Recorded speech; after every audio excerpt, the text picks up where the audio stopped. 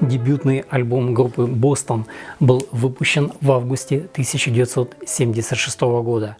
Этот альбом и сегодня является одним из самых продаваемых в истории США дебютных альбомов.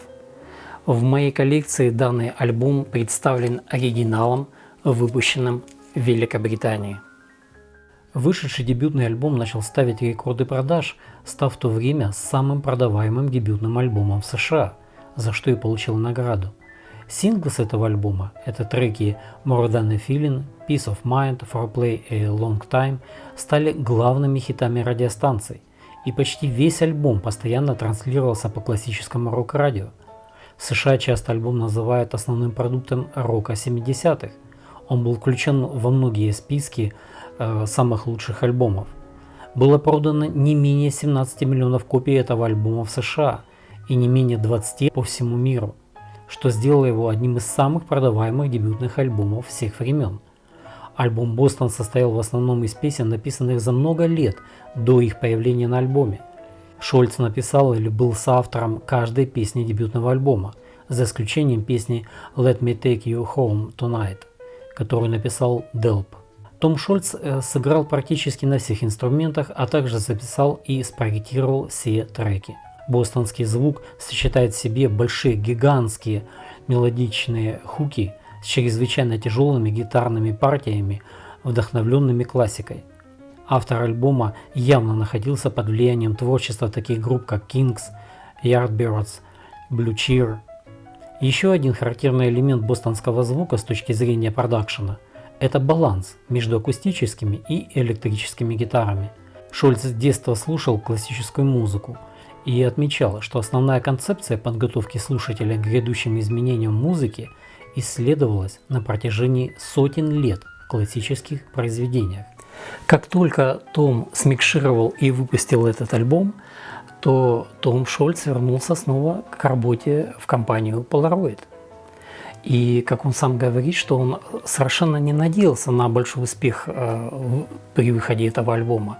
Максимум, чего он ожидал, это появление хотя бы одной песни на местной радиостанции.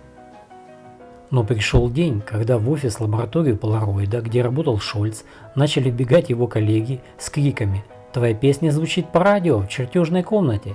Эй, в модельном магазине играет твой сингл More Than a Feeling!» Том выбегал послушать, но каждый раз попадал на окончание песни. Шольц так и не услышал эту песню полностью по радио в течение нескольких месяцев после того, как она попала в десятку лучших. Кстати, один трек с дебютного альбома группы, песня Peace of Mind, была написана Томом Шольцем о его начальниках на фирме Polaroid, где он работал. Люди в компании Polaroid сразу поняли, что трек Peace of Mind – это про них, рассказывал Шольц журналу Rolling Stone. Те, с кем я работал, относились к этому спокойно. Дизайн обложки дебютного альбома в стиле фантастики был концепцией Тома Шольца. Том Шольц так рассказывал о создании обложки дебютного альбома. Отдел дизайнеров для обложки предложил 3 идеи: бостонский салат, бостонский пирог с кремом или горшок с бостонской печеной фасолью. Ну вот скажите мне, какое это отношение имеет к музыке? Это музыка из другого мира, и должен быть космический корабль на обложке или гитара, похожая на космический корабль. Том признался, что является поклонником научной фантастики, и заявил: «Этот образ запомнился мне и действительно отражает идею музыки, которая есть на этом альбоме. Когда я думал о визуальных эффектах для следующего тура, все начиналось с космического корабля. Научно-фантастические приключения – это то, что я люблю». Проект такого оригинального космического корабля был разработан в 1976 году Паулой Шер и проиллюстрирован Роджером Хьюсоном. Как говорил потом Том Шольц: «Я благодарен, что когда я думаю о группе Бостон, я вижу крутые космические корабли, а не печеную фасоль». Обложка стала культовой. Она придавала альбому научно-фантастическое ощущение, как будто марсиане приземлились и захватили Землю. Взрыв Земли, покидающие планету космические корабли в форме гитары. Журнал Cream Magazine назвал обложку альбома одной из 10 лучших обложек альбомов года в 1977 году. Когда журналисты просили Тома Шольца называть его самые любимые песни из репертуара группы Boston, он называл 3 песни из дебютного альбома. Это треки More Than a Feeling, Foreplay, Smoking. И плюс 2 песни The Journey и My Destination по одной из последующих 2 альбомов группы. Если бы выпуск этой пластинки не был успешным, 29-летний Том Шольц планировал отказаться от своей рок-н-ролльной мечты. Том Шольц работал по-прежнему в компании Polaroid и работал там даже несколько недель после уже широкого успеха этой пластинки. И он вообще скептически относился к тому, что эта пластинка может получить действительно серьезный успех.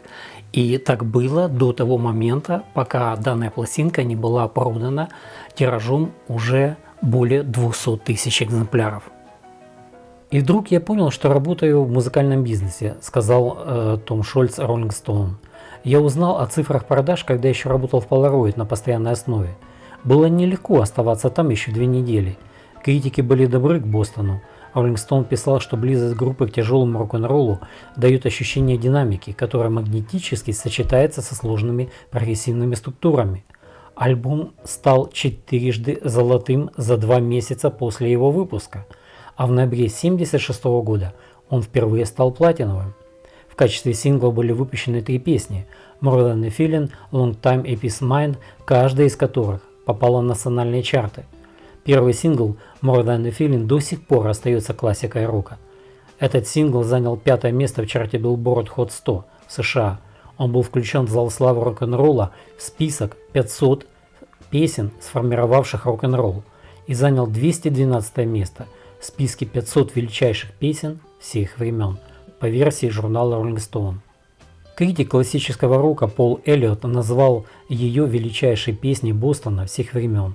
Критик Los-Angeles Times Роберт Хилберн назвал ее невероятно привлекательным поп-рок-синглом и сказал, что она стоит наравне с «Богемской рапсодией» группы Queen, как один из лучших синглов 1976 года. Сам альбом получил несколько наград. Уже к декабрю 1977 года было продано 6 миллионов экземпляров альбомов. Дебютный альбом группы занял 3-е место в чарте Billboard. Этот альбом провел в чартах 132 недели. И в конце концов, в 90-м году по количеству проданных пластинок этот альбом стал бриллиантовым. Данный альбом стал очень серьезным вкладом в мировую историю рока. И этот альбом также внесен в список, знаменитую книгу «1001 альбом», который вы должны прослушать, прежде чем умереть. Наряду с Queen команда группы Boston сыграла решающую роль в разработке сложных гитарных гармоний, которые легли в основу музыки таких популярных групп 80-х, как, к примеру, Def Leppard. По поводу того, к какому стилю музыки относятся песни группы Boston, можно сказать словами ее руководителя, основателя Тома Шольца. Он на эти вопросы отвечал так: «В музыкальной индустрии люди любят классифицировать вас. Он блюзовый исполнитель, он джазовый исполнитель, это фьюжн или это поп. Знаете, группа Boston на самом деле не подходит ни к одному из них». Песня More Than a Feeling с дебютного альбома группы стала одним из самых известных стадионных гимнов в истории рок-музыки. Курт Кобейн признавал, что основной гитарный пассаж его песни Smells Like Teen Spirit был неосознанным заимствованием из More Than a Feeling. В частности, во время концертного выступления на фестивале в Рейдинге в августе 1992 года в вступительной части Smells Like Teen Spirit участники группы Nirvana сыграли основной риф и спели припев из More Than a Feeling, знак того, насколько им надоел их первый суперхит. More Than a Feeling знакомит слушателя с характерными для Бостона гармонирующими гитарными рифами. Способность ведущего вокалиста Брэда Делл побрать высокие ноты и гармонизировать действительно не похожа ни на что другое в то время. Но больше всего песня запоминающаяся и оптимистичная. Идеальный способ начать альбом. Эта песня также появлялась во множестве фильмов и телешоу, включая такие знаменитые картины, как «Близкие контакты третьей степени», «Клан Сопрано» и совсем недавно популярный сериал «Ходячие мертвецы».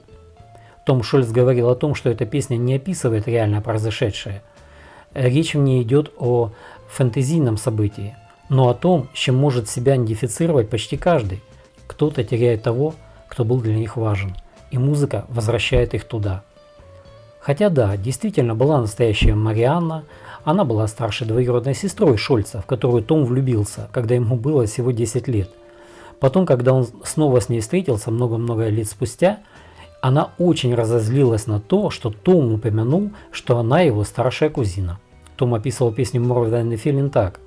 Это музыкальное произведение, которое действительно переносит меня куда-то в другое место, где я его слушаю. Это мой критерий того, достойна ли запись, которую я придумал, попасть на бостонский альбом.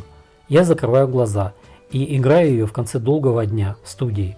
Если все еще наслаждаюсь этим, и это переносит меня куда-то еще, и я забываю обо всем, через что мне пришлось пройти в этот день, тогда песня достойная. More Than a Feeling сделала это для меня. Peace of Mind. Эта песня достигла 38 места в Billboard Hot 100 в США в 1977 году и широко транслировалась по радио как после первоначального выпуска альбома «Бостон», так и впоследствии, став одной из основных вещей на рок-радио. Это песня о людях, с которыми Шольц работал в Polaroid Corporation, и об отсутствии у Шольца интереса к восхождению по корпоративной лестнице до уровня управления компанией. В тексте песни утверждается, что людям вредно конкурировать друг с другом. Людям следует заглянуть за пределы своей мирской жизни, чтобы найти более глубокий смысл. В этой песне есть такие слова. «Люди, живущие в условиях конкуренции, все, чего я хочу, это приобрести душевное спокойствие». Песня говорила о том, что не следует слишком серьезно относиться к своей карьере. В энциклопедии истории рока Гринвуда этот трек описан как построенный на парящих гитарах, плотных вокальных гармониях и огромных хуках, которые были частью привлекательности группы. Вокалист группы Бостон Брэд Делп приводил трек Peace of Mind в качестве примера того, как Шольц мог объединить вокальные гармонии Beach Boys с тяжелым гитарным звучанием Led Zeppelin. Rolling Stone писал, что в этом треке гитары кажутся эпическими, но также нежными и интимными. При прослушивании соло на гитаре иногда бывает, что оно разделено между правым и левым каналами. Это создает у слушателя впечатление, что играют два гитариста. Однако всю гитарную партию на этом треке исполнил только сам Том Шольц. Эта песня является одной из первых в популярной музыке, в которой используется определенная последовательность аккордов, широко популярная в современной западной музыке. Гил Кауфман из MTV также назвал эту песню основным продуктом рок-радио. Брокман назвал ее одной из самых переигранных песен в истории рока, но хвалил пение Делпа, особенно его уязвимость и искренность.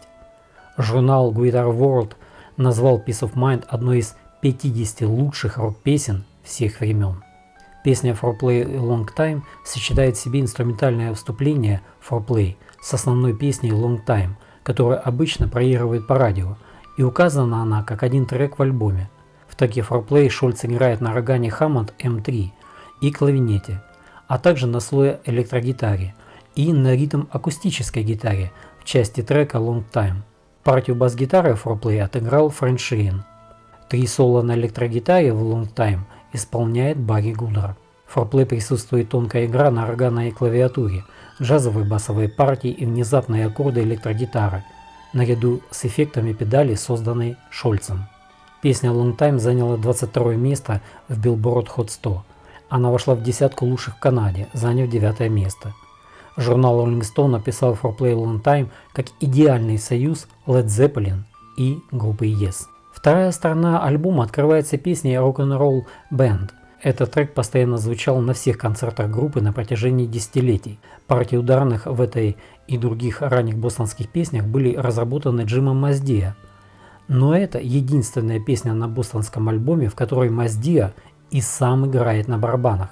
А аранжировки партий ударных в 6 песнях альбома были просто воспроизведены Хашаном практически нота за нотой, копируя игру с демо-исполнений Джима Маздиа. Шольц играет на клавинете и исполняет все гитарные партии, включая бас-гитару, а Брэд Делп исполняет вокальную партию. Группа Бостон постоянно открывала этой песней свои концертные выступления. Rock'n'Roll Band – это песня, которую Пол Ахерн сыграл для Чарли Маккензи, чтобы заинтересовать его еще тогда абсолютно никому неизвестной группой, которой было суждено впоследствии стать группой Бостон.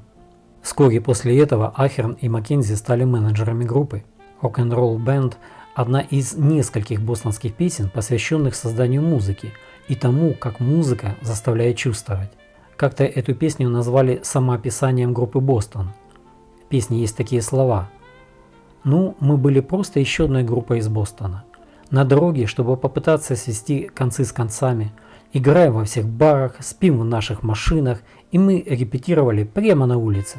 В тексте явное преувеличение истории группы. Официальный веб-сайт группы Бостон признает, что песня является очаровательной частью мифологии о группе. По словам Шольца, песня вдохновлена рассказом Маздия о том, как он играл в различных рок-группах, мечтая быть обнаруженным, и Шольц решил написать об этом песню. О всех таких вот мечтателях и о суровой жизни многообещающего музыканта. Билли Бейкер из Boston Globe назвал трек Rock'n'Roll Band одним из величайших рок-гимнов 70-х годов. Эта песня после выпуска получила постоянную прописку на FM-радио, став радиостандартом. И звучит она в эфире до сих пор. Музыкальные критики называют ее шестой лучшей песней группы Бостон. Следующий трек «Smokin' также стал популярным на рок-радио. «Smokin» – самая веселая песня альбома. Просто отличный джем. Песня была результатом совместной работы Тома Шольца и Брэда Делпа. Это была одна из двух песен на дебютном альбоме, написанных не одним Шольцем. Ранняя версия песни написана и записана была еще в 1973 году, и она имела другое название и значение. Критик классического рока Пол Эллиот оценил ее как четвертую лучшую песню группы Бостон, назвав ее откровенным высокооктановым бластером. Шольц описал начало песни как смутное буги-вуги в стиле ZZ Top. В тексте превозносится музыка, вечеринки и марихуана. Эта песня неоднократно звучала в разных фильмах. А после терактов 11 сентября Clear Channel включил ее в список песен, не рекомендованных для трансляции. Трек Hitch a Ride – это хорошая песня, по которой можно расслабиться. Песня Hitch a Ride изначально называлась «День Сан-Франциско». Это была первая песня, которую Делп перезаписал после ухода оригинального вокалиста Mother Milk. Это красивая баллада и настоящая классика Бостона. В ней гармоничный вокал Брэда Делпа очень похож на Битлз. Это, возможно, самая мелодичная песня на альбоме. Здесь приятная партия акустических гитар, фантастическая игра Шольца на органе, которую даже не затмевает заключительное прогрессивное соло на электрогитаре, завершающее красивую акустическую балладу. Трек Something About You возвращает нас к стилю и темпу первой стороны альбома с гармонирующими гитарными рифами. Something About You изначально называлась «Жизнь нелегка» (Life is not easy) и была написана примерно в 1975 году. Трек Something About You имеет хороший текст, музыку и исполнение. Нельзя сказать, что в ней что-то есть особенное. Это просто отличная песня, которая может быть примером того, что впоследствии стали называть корпоративным роком. Альбом завершается песней Let Me Take You Home Tonight. Позвольте мне отвезти вас домой сегодня вечером. Это прекрасная песня с красивой аранжировкой замечательных электроакустических и органных партий. Это единственный трек на альбоме, который действительно представил выступление всей группы в составе 5 человек: Том, Брэд, Френ, Сип и Барри. Шольц, чтобы успокоить лейбл, позволил Бойлану и группе записать Let Me Take You Home Tonight в студии в Лос-Анджелесе. И ребята из группы неплохо справились с записью и без Шольца. Вокал Брэда был превосходен. В целом об альбоме музыкальные критики писали: в нем есть непосредственность поп-музыки, но также преднамеренная запутанность прог-рока. В нем есть внимание калифорнийской поп-музыки к сладкой гармонии, но в то же время в нем есть одни из самых тяжелых и запоминающихся гитарных рифов. Некоторые органные соло на альбоме считаются одними из лучших в истории рока, на уровне работ таких исполнителей, как Джон Лорд или Рик Уэйкман. Когда этот альбом вышел, его в те годы называли идеальным противоядием растущей популярности диска в то время. И были, правда, и другие мнения. Но вот было такое мнение у довольно-таки многих музыкальных критиков, что данный альбом, если слушать его неоднократно, от начала до конца, то все песни сливаются в одну, и между ними, собственно говоря, нет никакой уже разницы, и она не ощущается. Но как бы там ни было, для тех, кто интересуется роком, классическим роком 70-х, безусловно, этот альбом будет интересен для исследования развития рока и его, как представитель его разнообразия. Это один из тех редких альбомов, которые интересно слушать от первого до последнего трека, не пропуская ни одной песни. Отличная музыкальность. Те, кто видел группу на концерте, утверждали, что песни там звучали не хуже, чем на альбоме. Альбом, который определил новый жанр и до сих пор не побежден в этом жанре. Как-то в одном из своих интервью Эдди Крамер, которого попросили спродюсировать первый альбом группы Boston, и одновременно же просили его спродюсировать альбом группы Kiss Alive. Так вот, Эдди Крамер рассказывал, он прослушал бостонские демо и подумал, что они практически готовы к выпуску с небольшими изменениями. Потом он прослушал группу Kiss и подумал, что этим ребятам нужна серьезная помощь. Прослушивание дебютного альбома Boston в действительно хороших наушниках помогает раскрыть красиво созданные слои в каждом треке. Это один из очень немногих дебютных рок-альбомов, в котором каждый трек до сих пор постоянно транслируется на FM-радио. Было бы преувеличением утверждать, что группа Boston одна положила начало тренду аура 80-х. Но здесь мы слышим то, что позже делали такие знаменитые рок-группы, как Journey, Foreigner, Def Leppard, Whitesnake и другие. О дебютном альбоме группы Boston сказано и написано очень много. Его называют идеальным дебютным альбомом. Этот альбом, безусловно, вошел в историю мирового рока. Если вот описать все, что о нем сказано и написано двумя словами, то эти слова будут классика и шедевр. Для тех, кто интересуется роком 70-х, безусловно, этот альбом будет интересен, и я так думаю, что для любителей рока 70-х такой альбом обязателен к присутствию в их коллекциях. Группе Boston предложили выступить на открытии концертного тура с Black Sabbath. Том решил, что он должен был это сделать, потому что думал, что другого шанса у него не будет. Том взял на работе отпуск, снялся в шоу, а затем снова вернулся к работе в Polaroid. Он пробыл там всего несколько недель и получил сообщение, что группу Boston приглашают отправиться в концертное турне. Только тогда Том ушел из Polaroid. Шольц сказал самому себе: «Ну ладно, если мы сможем выступать на аренах, и у меня есть песня в десятке лучших, и я продал более миллиона альбомов, я, наверное, могу спокойно перестать быть инженером в этом году».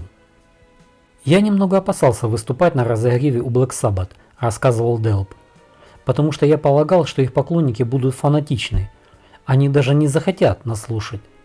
Но дебютный альбом Бостона продавался так хорошо, что толпа знала, что это за новая группа, и реагировали весьма положительно. Для ребят из группы Boston самое замечательное в группе Black Sabbath было то, что те не проводили саундчеков, что давало группе Boston столько времени на сцене, сколько они хотели. После разогрева перед Black Sabbath, Blue Oyster Cult, Foghat и другими, группа Boston отправилась в турне в поддержку своего дебютного альбома. Это помогло за короткое время сделать группу Boston одним из лучших и известнейших рок-исполнителей. Группа была номинирована на премию Грэмми как лучший новый исполнитель. Группа Boston была первой группой в истории, дебютировавшей в Нью-Йорке в Madison Square Garden. Многие жители города Нью-Йорка были расстроены таким фактом. Они не считали правильным, что группа достойна играть в самом Madison Square Garden уже во время своего первого приезда в Нью-Йорк. Как вспоминал Шольц, он всегда хотел иметь возможность сказать им всем: «А вы хотели бы работать в своем подвале в течение 6 лет, а затем пойти играть в Madison Square Garden? Может быть, тогда вам бы показалось, что это правильно?» Группа провела 3 аншлаговых концерта в Madison Square Garden. Короткий 6-недельный рекламный клубный тур группы по Среднему Западу становился все длиннее и длиннее. пока группа Бостон не оказалась в общенациональном туре, который продлился 10 месяцев. В конце концов, в 1977 году Бостон уже были хедлайнером концертов. Реакция публики была отличной, люди подпевали всем песням. Были в туре тяжелые дни, то кого-то чуть не убило током из-за неисправного провода, то 3 гитаристам пришлось использовать один усилитель Marshall, потому что другие усилители просто вышли из строя, то бухгалтер потеряла $40 тысяч, то ведущий представил их как лучших рок-исполнителей в мире, и это на концерте, где группа Бостон играла вместе с группой Foghat, которая была хедлайнером. За 6 месяцев концертные доходы группы Бостон выросли с $750 за ночь до $120 тысяч за 2 аншлаговых шоу Spectrum Theatre в Филадельфии. Читатели Rolling Stone назвали Бостон лучшей новой группой. Журнал Time оценил дебютный альбом группы как один из 5 лучших релизов 1976 года. Компания CBS изначально использовала для продажи дебютного альбома группы Бостон рекламный лозунг «Лучшая музыка через науку».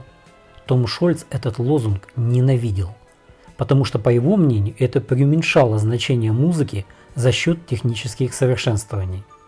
Надо отметить, что в то время, когда другие участники группы Бостон покупали автомобили, дорогие безделушки на свои заработанные на альбоме деньги, Том Шольц вложил свою долю от продаж пластинок в новый дом и новую студию звукозаписи, начав работу над 2-м альбомом для группы.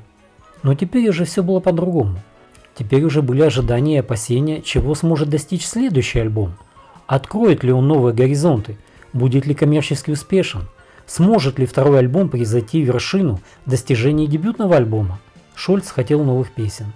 3 других участников группы, Барри Гудера, Сип Хашиан и Фрэн Шиен, также хотели иметь больше прав в продюсировании и написании песен для нового альбома.